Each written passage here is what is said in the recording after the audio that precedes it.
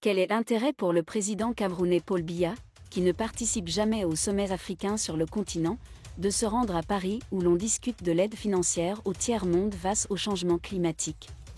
À plus de 80 ans, il est épuisé et il n'a pas besoin d'aller partout pour donner une mauvaise image de lui-même et des Camerounais.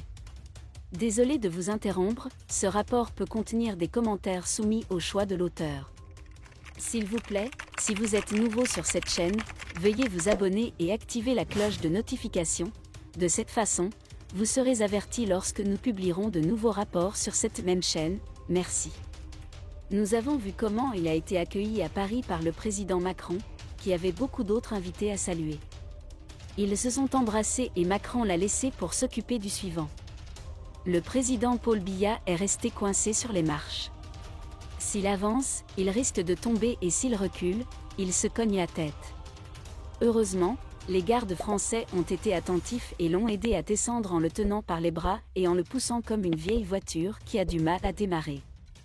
Pourtant, il ignore toujours les grandes réunions africaines qui ont lieu en Afrique, mais alors, que va-t-il chercher à Paris, pour faire honte aux Africains? Pourquoi son entourage, surtout sa femme, le laisse aller dans ces grands sommets où il ne fait que dormir et ne se souvient de rien? Il n'y va que pour faire de la figuration et c'est désastreux. Qu'a-t-il retenu de cette rencontre?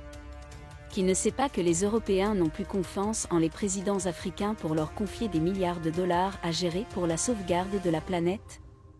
Depuis combien d'années ils promettent de donner 100 milliards de dollars aux pays africains pour la protection des forêts et qui n'a jamais vu le jour? C'est un spectacle affligeant, humiliant, d'autant plus que la France qui perd ses colonies veut les utiliser pour essayer de sauver ce qui peut l'être. Franck Biya ou le Premier ministre aurait pu représenter dignement le père Biya à ce colloque au lieu d'y aller se faire ridiculiser comme une vieille voiture qu'on doit pousser pour démarrer.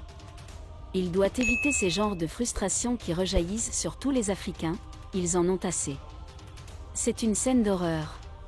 Si ce n'est pas le président sud-africain, aucun d'entre eux n'oserait parler franchement aux Européens pour leur dire que les Africains ne sont pas des enfants qu'on peut berner avec des discours car ils veulent du concret, du tangible. Sur ce sujet, le président ivoirien Alassane Ouattara a eu raison de se faire représenter par son Premier ministre Patrick Hachi et il a laissé le reste aux élèves de la France-Afrique, pour certains, qui n'étaient pas allés à l'Élysée depuis longtemps. Désormais, il faut garder le président Paul Biya dans son palais et ne pas l'exposer comme son entourage vient de le faire humilier à Paris et pour une fois, il n'a pas subi les protestations de ses compatriotes, cette nouvelle brigade anti-troisième mandat. Le sommet de Paris pour un nouveau pacte financier mondial s'est terminé le vendredi 23 juin 2023 en présence du président de la République, Paul Biya, sur une convergence de vues et sur un agenda. Le sommet de 2 jours qui s'est tenu à Paris a abouti à quelques progrès en faveur des pays pauvres. Le grand bouleversement espéré pour réorienter la finance mondiale au service du climat reste toutefois à réaliser. André Luther Meka félicite la belle participation du locataire d'Etoudi, Paul Biya. Le Cameroun est fier de la participation du chef de l'État camerounais Paul Biya au sommet du nouveau pacte financier. Ce sommet est en accord avec l'appel de Washington du président Paul Biya qui affirmait que les aides envers l'Afrique sont inadaptées et contraignantes. Un appel fort qui a motivé le sommet. Le président Paul Biya est un acteur clé de la géopolitique mondiale. Une figure emblématique de la politique africaine. Le chef d'État que les autres chefs d'État sollicitent.